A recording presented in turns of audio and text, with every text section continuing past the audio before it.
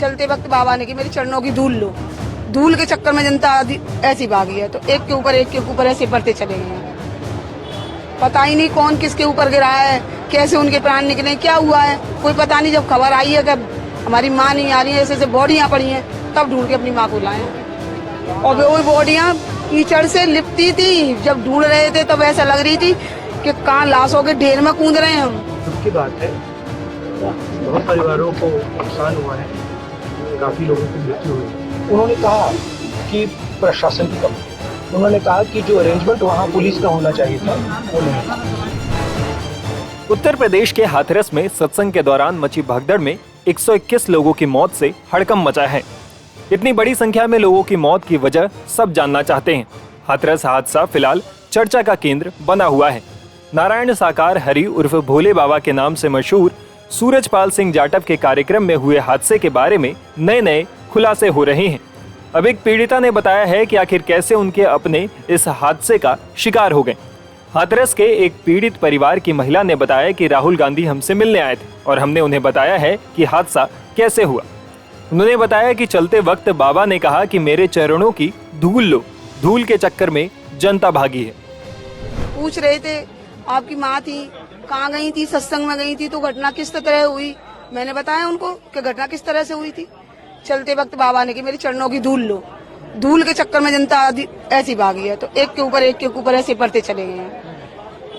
पता ही नहीं कौन किसके ऊपर गिरा है, कैसे उनके प्राण निकले, क्या हुआ है कोई पता नहीं। जब खबर आई है कि हमारी माँ नहीं आ रही है, ऐसे बॉडियाँ पड़ी हैं, तब ढूंढ के अपनी माँ को लाए। और वो बॉडियाँ कीचड़ से लिपटी थी। जब ढूंढ रहे थे तब ऐसा लग रही थी कि कहाँ लाशों के ढेर में कूद रहे हैं हम।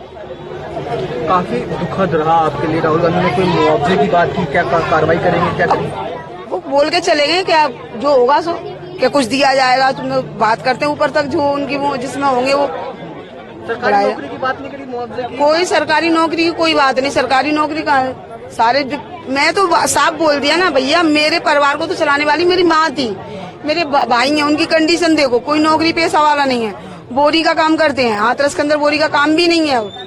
समझ गए, एक वक्त वो आता है कि पानी पी के भी सोना पड़ता है ना। लेकिन मेरी माँ छोटी मोटी नौकरी करती थी हॉस्पिटल के अंदर, वो रोज लाती थी, बच्चों को पेट पालती थी। सहायता के लिए कुछ बोला राहुल गांधी ने? सहायता के लिए बोल के गए हैं, लेकिन अभी बोले बात करके फिर बता दें कि हाथरस में भोले बाबा उर्फ सूरजपाल के सत्संग के दौरान भगदड़ में जान गंवाने वालों के परिजनों से राहुल गांधी ने हाथरस और अलीगढ़ जाकर मुलाकात कर उनका हालचाल जाना।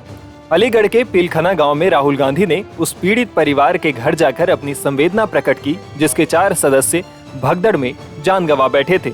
राहुल गांधी ने इसी गांव में एक और पीड़ित परिवार से मुलाकात की और उन्हें सांत्वना दी। इसके बाद राहुल गांधी हाथरस पहुंचे और आशा देवी, मुन्नी देवी और ओमवती नाम की महिलाओं के परिवारों से मिले। इन तीनों महिलाओं की हाथरस हादसे में मौत हो गई थी। राहुल गांधी ने पीड़ितों से मिलने के बाद कहा कि दुख की बात है कि बहुत परिवारों को नुकसान हुआ है, प्रशासन की लापरवाही रही है, इसका पता लगाना चाहिए। दुख की बात है, बहुत परिवारों को नुकसान हुआ है, काफी लोगों की मृत्यु हुई है। तो दुख की बात है। मैं इसको राजनीतिक प्रिज्म से नहीं कहना चाहता हूँ, मगर प्रशासन की कमी तो है जी, और गलतियां तो हुई हैं, तो ये पता लगाना चाहिए। और शायद सबसे जरूरी बात कि कॉम्पेंसेशन सही मिलना चाहिए, क्योंकि ये गरीब परिवार है और मुश्किल का समय है इनके लिए, तो कॉम्पेंसेशन ज्यादा से ज्यादा। और मैं यूपी के चीफ मिनिस्टर से विनती करता हूँ कि दिल खोल के कॉम्पेंसेशन करें।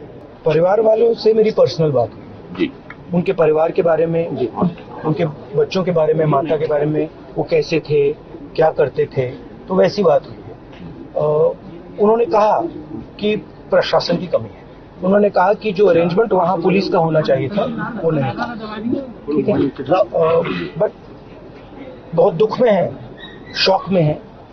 तो ऐसी सिचुएशन में मैं मतलब उनकी जो स्थिति है, उनकी सिचुएशन है, उसको समझने की कोशिश कर रहा हूँ। Times known the Bharat digital की रिपोर्ट।